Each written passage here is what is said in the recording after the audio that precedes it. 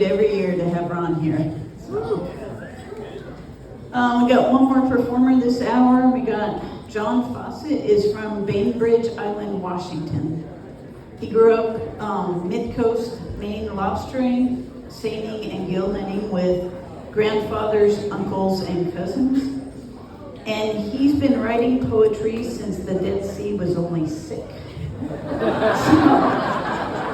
John, if you want to come on up here.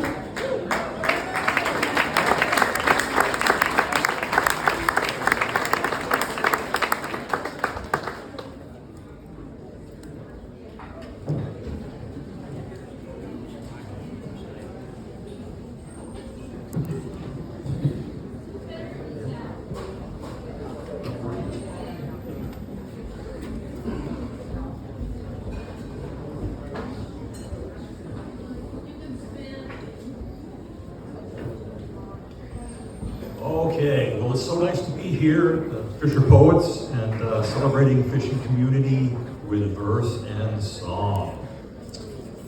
I'm going to start out with a shanty, and the chorus will be the first verse. You can join in if you want. I just have to warn you, what I lack in pitch, I make up for in basically volume. This one's called Away.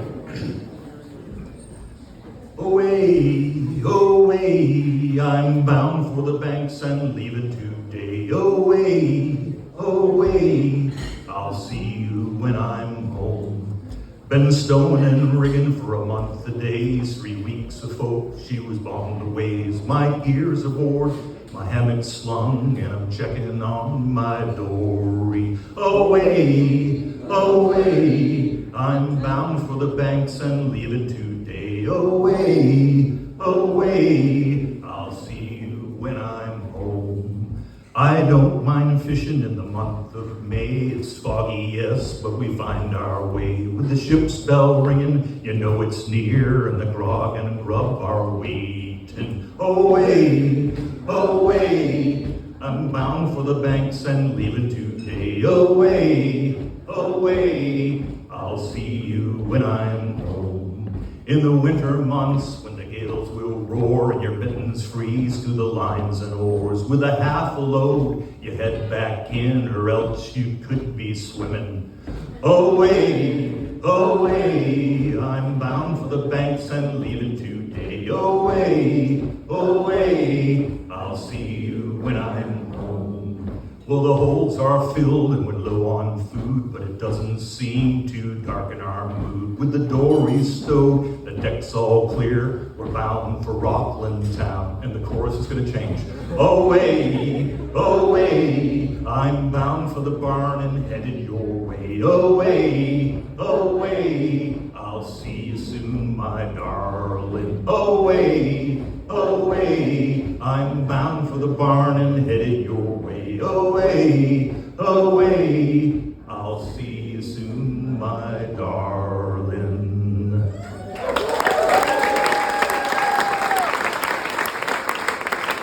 Thank you. This one is called Birth. I was born in a dream along the coast, where black-backed gulls dangle like Valkyrie over white-capped waves, and spring tides rouse the sea to reach for those who idle too close and hold on to those who toil too long on its back. And if you listen during a storm, you can hear God's voice in the crashing surf.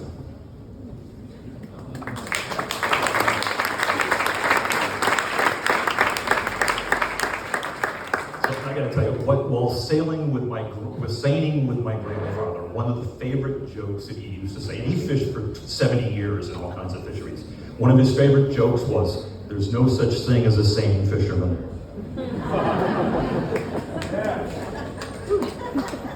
This one is called Tidal. In a big white house perched beside the Atlantic with tidal water as the backyard, that was the site of my childhood. It's where I could row a boat before I could ride a bicycle. We timed the coming and going of the tide as the inner harbor was our summer sandbox, lifting seaweed, combing eelgrass, searching tide pools and digging in the flats.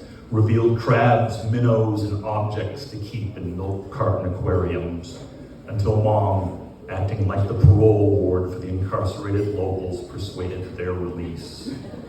Sea glass, especially blue, along with shattered dishes and cups, were treasures to hoard. On occasion, a lonely buoy or a lost skiff would drift in.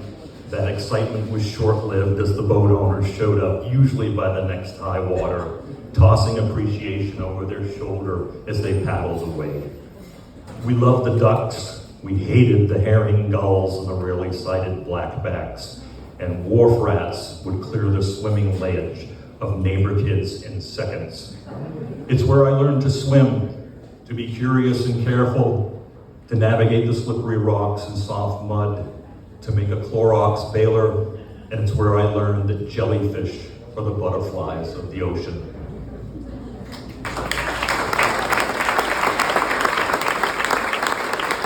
Thank you. Well, my grandfather had lots of things. He also said if he won the lottery, he'd keep lobstering until it was all gone. This one is called Everett. He was Leon and Carrie's only child and my mother's only cousin. His stocky, muscular frame, thick beard did not match his voice, which was a full octave higher than most would expect. We called him Ev. He never had a driver's license. He was chock full of idioms and jokes, which he shared generously. My favorite, when he caught a huge lobster, he'd declare, "Don't take too many of them to make a dozen." I learned about lobstering from him, how to rig and repair gear, where the ledges were in Lenican Bay, as he'd hit most of them. How to run a boat, how not to run a boat, where the pogies were thick enough to walk on, how to gill net for bait. I loved that he cooled bottles of beer in his lobster traps. When we'd haul that last trawl string of the day, as that last trap broke the surface, the bottles clinked together and sparkled, Ed would say, "Been looking for that trap all day." We'd haul it aboard, remove the cold bottles and anything inside. After all, we were lobstering. We'd bait it, add 2 more bottles, and then set the trawl string back along the Spruceville shore. Then we'd enjoy a couple of cold black labels while tidying up on our way to town to sell our catch, buy bait and fuel, get a pizza at the Broken Anchor for the steam back to his mooring in the cove.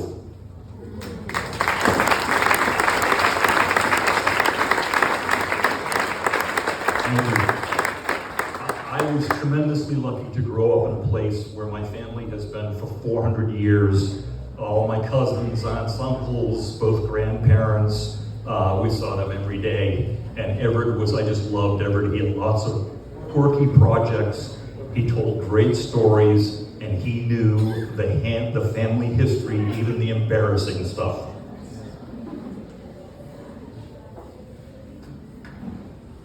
A little disclaimer. The following is a sea story, and a sea story is a tall tale, not a fairy tale. The difference? A fairy tale begins with once upon a time. A sea story begins with this ain't no shit. This one's called Home. I had a home on a harbor polka dotted with boats and buoys where the herring gull's shrill remarks were as common as eelgrass. On a clear day, the southerly view from our porch peeked past the footbridge, the islands, all the way to Bermuda. My family occupied the corner lot for too many generations to count, but I lacked resignation for sameness of waiting by the sea. I wanted to sail it. I was curious to scan the sky for new constellations, to sit under differently shaped trees, so I needed to trade the rugged mid-coast and the brittle cold of winter for sunny, sandy beaches and warm waves. I headed to the Gulf Coast. The food, music, and people were great gumbo, to be sure. They welcomed me, they kept me busy, but after a few years of seeking shelter from the summer swelter, of carving through humidity you can chew, of dodging the path and wrath of hurricanes, of giving pint after pint of blood to mosquitoes the size as pigeons, I abandoned the convenience of drive-through liquor stores and tavern traveler cups as I began to feed an unsteady course. A compass correction was required, so I came about, returned to my home port to dry dock, scrape the barnacles, and refit. Once rested, I got a berth on a floating fish factory in the land of the midnight sun. We fished round the clock for perch, cod, and kenke. I saw snowy peaks leaning on green seas hugged by blue-gray skies. I saw salmon walking up streams. I saw polar bears the size of an SUV. I saw whales dancing at sunset. The orcas astonished me. The aurora entranced me, but Alaska's vastness was simply too much for me to comprehend. In early July, during a snowstorm, I paddled a skiff down the inside passage, staying between the falling flakes. I skirted the dead fir trees filled with eagles on Rendlesham, continued to Johnstone Straits where the pods greet and meet, through Seymour Narrows where you can reach out and touch the trees on both sides at the same time while flushing through at 25 knots. Then the Straits of Georgia, the open fish where the summer sun sparkles in cat's paws, onto kelp-fringed Rosario and cottage-lined Admiralty to reach Puget Sound, the jewel of the Salish Sea. I saw an island between the snowy peaks of the Cascades and Olympics, and that's where I met her. Kind and quiet, bright and beautiful. I secured the skiff on the shore. We found a place, wrapped it in a deer fence, and planted a garden. Now we grow roses and marigolds and dahlias as big as softballs among scorching jalapeno peppers. Eggplants the size of footballs. We pick apples, pears, and plums by the bushel, and we dry tomatoes and pickle cukes for weeks at a time, all while the three sisters of Europe approvingly from the hilltop. Our dog pack floats over the lawn night after night, led by wet noses and the certainty of startling a squirrel. We dance and sing and share sunsets, rainbows, and shooting stars from our perch in the backyard. We still wet a line on occasion. It's actually fun to catch a fish once at a time. But most winter days, when the garden has a blanket of mulch pulled up to its chin, we lay under the weight of dogs and quilts, sip tea and read, because we are home.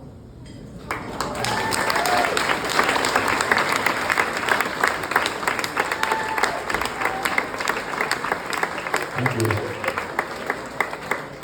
This one's called Heavy Weather. I wrote it for my parents, especially Alice, my mom. She was awesome.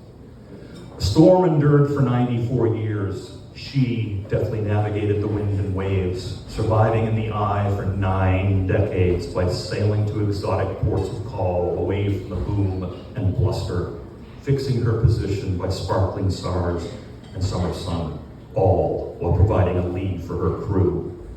But the rarely relenting vigor of the gale wore her down, her compass, charts, and sextant swept away by seas. Her sails in tatters, helm untended, flotsam jetsam in her wake. She drifted alone on the briny deep, too far for anyone to reach, but not before training the crew well and showing them the easy way in balmy breezes of tropical sailing. The crew jumped ship one at a time, departing for ports of their own, finding their own gentle navigators. Some dropped anchor not far from the eye, sharing hard-won knowledge with others. One sought refuge on the far side of the world, on white sands with sweet citrus and silver ferns. Another found sheltered seas of the Salish Sea away from the fury, with a navigator positive and patient, kind and caring, brimming with love, demonstrating that not every voyage charts a course through heavy weather. Like the great red spot on Jupiter, he scoured the planet, devouring conflict like a Michelin-starred meal, because being right brought more than being happy. His days were councils and committees, boards and bureaus, rarely resting in constant motion as another task awaited. Occasionally the mistral abated, never quite the horse latitude, as magical skies and mare's tails loomed on the horizon. But the waves calmed, the wind let go, and sunlight filled the cracks in the clouds like caulking between planks. He joked with friends, sang in the choir, shared his wisdom, played cribbage, and was docked by dinner most nights. But he rarely relaxed around his crew. It was his brand of love, but love nonetheless. The squalls and squabbles have dissipated, the chaos navigating shoal water and confused seas have taken their toll. His work is done. He will not go down to the sea again. Snug harbor awaits. May he rest his oars at last and finally know the solace of fair winds and following seas, and that his crew loved him, his brand of love, but love nonetheless.